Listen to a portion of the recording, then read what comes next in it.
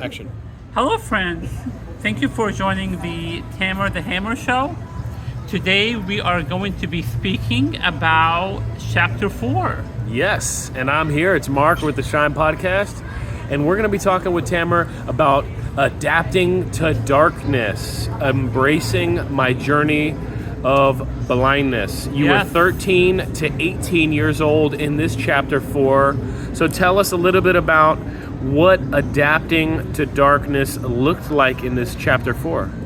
So this chapter focuses on basically how I was interacting with my folks, my siblings, and the world around me. It's where I had to adapt to being blind and work with others to know how to work effectively with me. Most of the times I felt frustrated, I felt uneased working with others because of not understanding how they would help me out. Yeah. And this was time where I it was the darkness, just because every time I interacted with them I would not get along with them. Yeah. And what I saw in this chapter, whenever we read it at lunch, is this darkness just kept attacking you, man. You became blind, and then I remember you share at the beginning that you become pre-diabetic, and you were so frustrated. How? Why is this happening to me? After I just became blind, now all this other stuff is hitting me. Correct. So, can you share with us a little bit about that story and how you overcame it? So it's a time where I was faced with many obstacles, and it was a time where everything was tumbling, everything was becoming uneasy, and I just couldn't know how to deal with it. And that's why I became angry, I became frustrated. And once that happened, I would accuse others around me, and I do it in a fashion that I would not notice it. Yeah. But it would affect everybody around me, and it would basically make everyone around me, quote unquote, hate me. Yeah. Not a pleasure to be around. Correct. Because you were so frustrated and resentful for the situation you were in. Exactly. Bitter, and understandably so. You were going through so many hard things because of this cancer, because of the chemotherapy. You were taking medications that were causing you to have health problems. Correct. And the diabetes, the overweight situation, it was all just adding on to the problem. Correct. And it felt like, expressed here in the story, it felt like there was no end. Correct. And it just kept coming.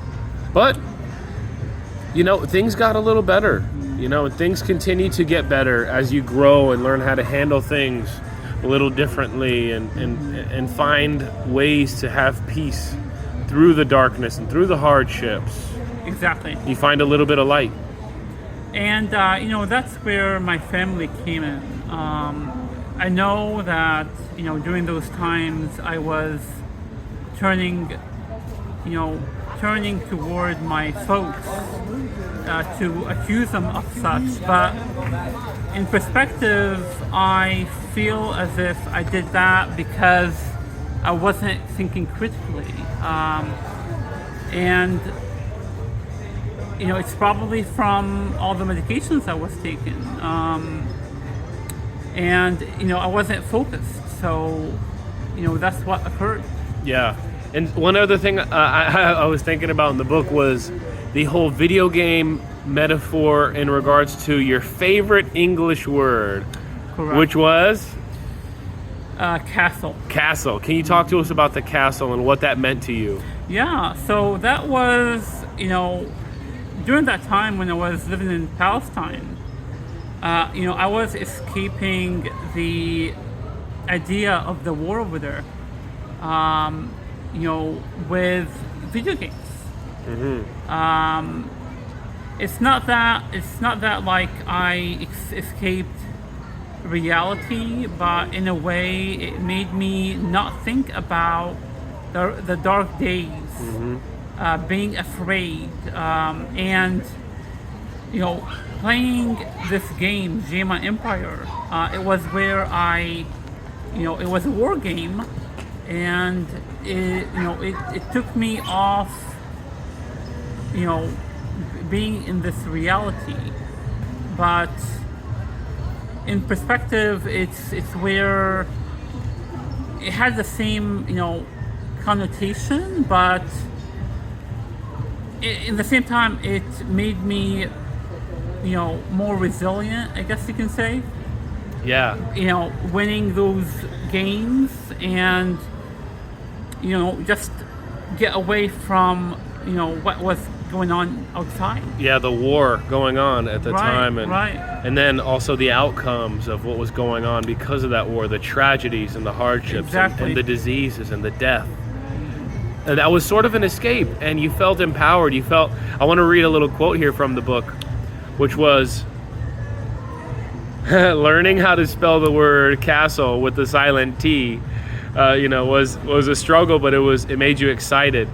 It Visualizing a court and the wars that took place, as you built these castles with Play-Doh or Legos, the war outside seemed invisible to me as I played. Correct. The game made me feel like a leader, powerful and wise, Yes. able to make complex decisions for a group of people. You said the castles intrigued me. I was able to create these castles and forts to protect my land, Yes. which was the opposite of what was going on in your country, Right. in your hometown. Can you tell us a little bit about that? Yeah, so again, like it's escaping the harsh reality that I was living in. That's how I was able to, get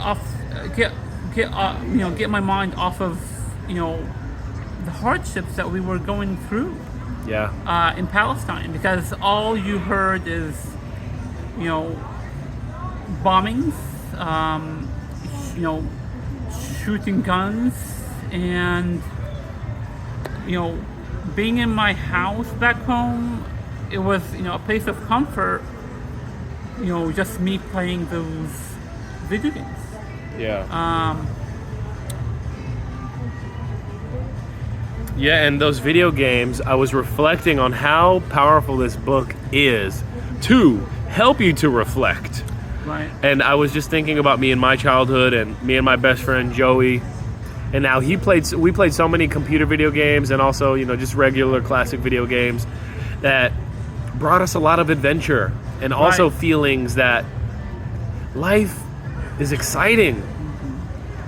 Different adventure games that Right. just made you feel like, wow, I want to adventure too. I want to be a hero too. I want to be a leader Right. who is wise and powerful, who can And- help people. And the leader part is what I am working on. I'm going to be talking about this in a later chapter, where going through life, you learn so much about yourself and how to improve. Yeah. And that is some traits a leader has, and That's right. and that's what I'm working on. Yeah, it's a daily battle, man. Correct. It's a daily mission to Yes. get better and grow to become a better leader who can serve his people, to love his people, to help Correct. his people, to protect his people. As you said, the castle's purpose was. And, it helped me to reflect on how I am now becoming a leader in my own life, as a teacher in the PE elementary schools Right. with those kids, helping them to solve their problems, helping them to find solutions. And if I don't know the answer, to then connect them to somebody who might be able to solve their problem, right? Exactly, We can't as leaders solve every single problem, but we can do our best to maybe help them find resources. It's about, finding people that has the wisdom to share with other people. Yeah. Community, right? Correct. Having the community that can also help you out. Yes. Part of being a leader is to have connections. Exactly. And, another thing in this chapter is, how I understood my, darkness and was able to, think critically about how to turn that into light. But, it took years for that to happen because, at that time I wasn't in my, I did not have things together, basically. Yeah, and you say here in the book, all these health problems, from the memory problems to the pituitary gland disorder stuff, the diabetes, liver disease, category 5 blindness in both eyes. You said, this information crushed me, and all I wanted to do was hide away from it all and never leave my room. Right. And I was telling you, that is depression right there. To want to just run away from your reality, take deep rest, right? Depression, deep rest, is in that word. It's kind of a funny little connection there. You said, I would stay in there for about 75% of my day, contemplating ways to improve myself or my situation, going over scenarios in my head, like when I used to play video games. Yes. Yeah. And during that time, I tried to work on myself to find solutions to problems I had. Yeah. But it was difficult because I wasn't able to have that. I did not have that critical thinking that made me think about how to problem solve. Yeah. And that's what happened. I think the most important thing, Tamer, is whenever you're stuck and you're depressed, is to never give up, to never lose hope, to always be able to search and with God's grace, hopefully find the light. Right. And even though you were stuck, you were blind, you were going through all these diseases, all these hard health problems, you were still searching for solutions. And another thing that I want to talk about is how I was unaware of how to help myself.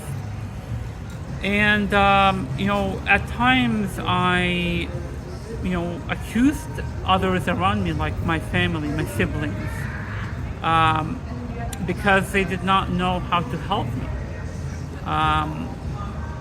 And I just turned it back on them because I was frustrated and they did not know how to help me out. Yeah.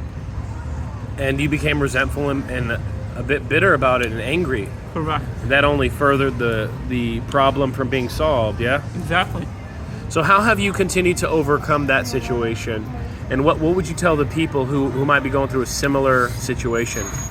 All I want to say is, be mindful, be, in the present moment, and think about your thought process.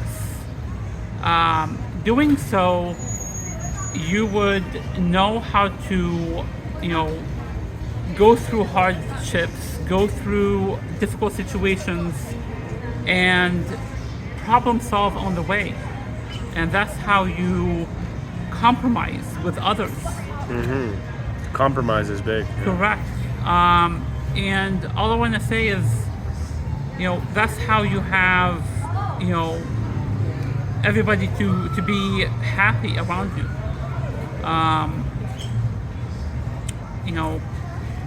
Because I was accusing everybody around me, and I wasn't noticing that. You know what I mean? Right. You have to have that clear mind to be able to reflect in a good manner. You know what I mean? Yeah, and we were talking about it over dinner as well, about forgiving the people around you and to be understanding. Correct. And I quoted the biblical verse, we do not wrestle against flesh and blood, but against basically evil that is in our world, Yes. and in the spiritual world. And that evil tempts us to do bad things. That evil attacks us and brings tragedy Right. that can end up hurting people. And you know what they say, hurt people hurt people. Right. So hurt people are more likely to hurt other people because they are hurt. They'll hurt people will become resentful at times. Hurt people will become angry and frustrated and sad. Yes. And sometimes that sadness can rub off on other people Correct. if they don't have the right perspective It's, and the right contagious. hope and faith about what's going on in their life, right? Yeah. Yeah. So do you want to share anything else about people who are going through tragedy, man, to wrap this video up? Yeah, so, all I want to say is practice mindfulness, practice being in the present moment, and notice what you do. Doing so, you would, have everybody happy around you, and they would respect you as well. Yeah. So yeah, guys, find your peace. Yes. Find your peace and be mindful. If you're hurting the people around you because maybe you're angry, try to be more understanding. Try to live with forgiveness. Correct. Forgiveness. The Bible also says, we talked over dinner, pray for those who persecute you. Correct. It doesn't say punch those who persecute you, right? It says pray for them. Exactly. Forgive them and pray for them. Right. And try to understand that one day it will be a brighter day. Exactly. One day you will be able to be independent and you can get yourself out of that hard situation. Yes. Whether it's your parents, whether it's your leadership that maybe isn't doing the perfect job. Exactly. Forgive them. One day you can fight for your independence to then be able to solve the problem. And one day, Tamara, I know you're going to have a castle of your own. You're going to have a family of your own. You're going to have kids, and you're going to be a great leader to your family. Of course. Yep. All right. What do you want to say to the people as an outro?